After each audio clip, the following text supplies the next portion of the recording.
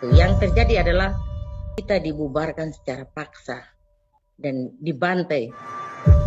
Ada 8 orang yang tewas dan juga ada 150 orang ditangkap.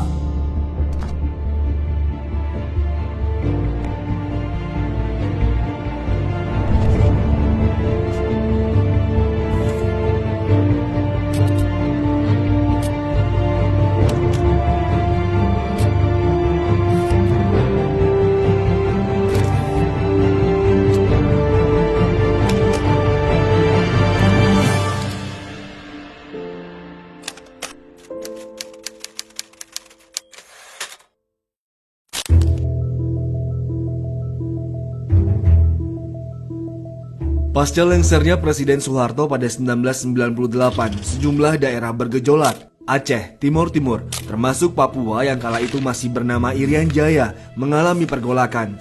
Sebagian masyarakat di Papua yang sudah lama berada di bawah tekanan karena menjadi daerah operasi militer menghimpun pergerakan, mulai dari Sorong, Timika, Merauke, Jayapura, hingga Biak.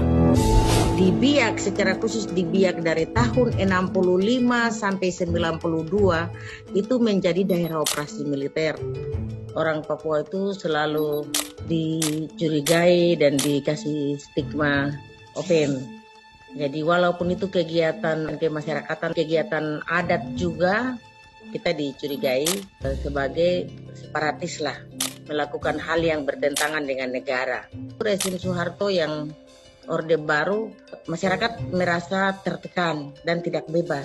Ketika angin reformasi pada tahun 98, semua orang Papua itu di mana-mana menaikkan bendera bintang pagi, dan sekarang disebut bintang kejora. Itu rakyat Papua menaikkan itu untuk mengekspresikan apa yang selama ini terpendam. 2 Juli 1998, ratusan orang berkumpul di Menara Tower Air Minum Puskesmas. Mereka berorasi dan mengibarkan bendera bintang kejora di puncak menara.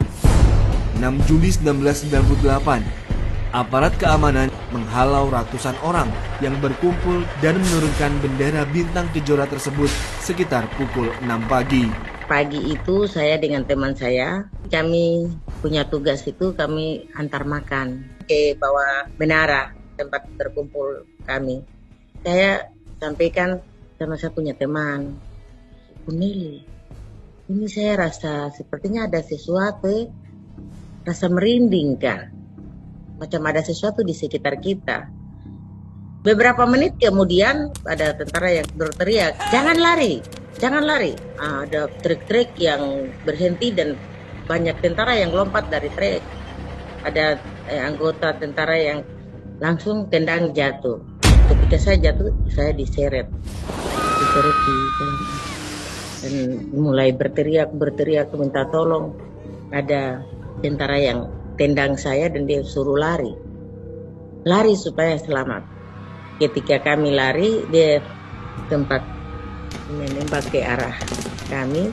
Yang terjadi adalah kita dibubarkan secara paksa dan dibantai. Baik itu tembakan dari kapal perang, dari tentara yang begitu mengepung tempat itu, dan pada saat itu seakan-akan perang. Yang mereka hadapi itu semua kami yang di bawah Menara Tower itu tidak bersenjata. Kami tangan kosong saja. Cukup satu orang saja pegang satu senjata saja mungkin bisa bunuh kami mati semua. Kenapa? Seakan-akan kami ini musuh mereka. Bukan saja mendengar suara tembakan, tapi melihat langsung tembakannya ke arah manusia. Dan itu membuat kami sungguh ketakutan luar biasa. Yang semestinya mereka lakukan adalah datang dan tanya, mengapa kamu menaikkan bendera? Persoalannya apa?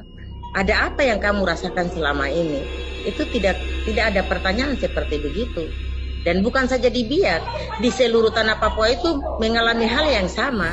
Inake sempat bersembunyi satu malam di sebuah rumah kosong, namun tertangkap keesokan harinya. Jadi waktu itu kami dibawa ke satu tempat dan di dalamnya itu banyak orang di tempat itu. Mulai di tempat itu kami disiksa lagi, dan kami melihat bahwa di dalam tempat yang kami tinggal itu banyak orang yang dipukul, disiksa. Mereka pergi siksa yang lain terus kembali lagi ke itu, jadi tidak mati satu kali. Kalau hari ini saya sendiri juga bertanya-tanya, loh, kenapa tidak ditembak satu kali biar mati? Saya juga harus jalani hukuman 8 bulan penjara, tapi itu dijalani di luar karena pada saat itu saya tidak sehat. Kami ada beberapa orang yang harus berobat ke rumah sakit jiwa. Dari hasil atau laporan yang ada, tercatat memang ada 8 orang yang tewas. Terus kemudian 3 orang dihilangkan secara paksa, 32 ditemukan tewas di dekat perairan Pasifik, dekat Papua Nugini. Terus ada sekitar 35 penangkapan, dan juga ada 150 orang di luar yang mereka yang sedang aksi itu juga ditangkap. Komnas HAM menyimpulkan memang ada pembunuhan, terus kemudian perampasan kebebasan fisik begitu, seperti pemenjaraan yang tidak sah, dan juga ada penyiksaan, penganiayaan atau persekusi. Dan memang rekomendasinya kasus biak berdarah angkat lah ya, diharapkan bisa diteruskan untuk penyelidikan dugaan pelanggaran HAM yang berat. Tragedi biak berdarah hanya satu dari lusinan peristiwa serupa yang terjadi di Papua pasca reformasi.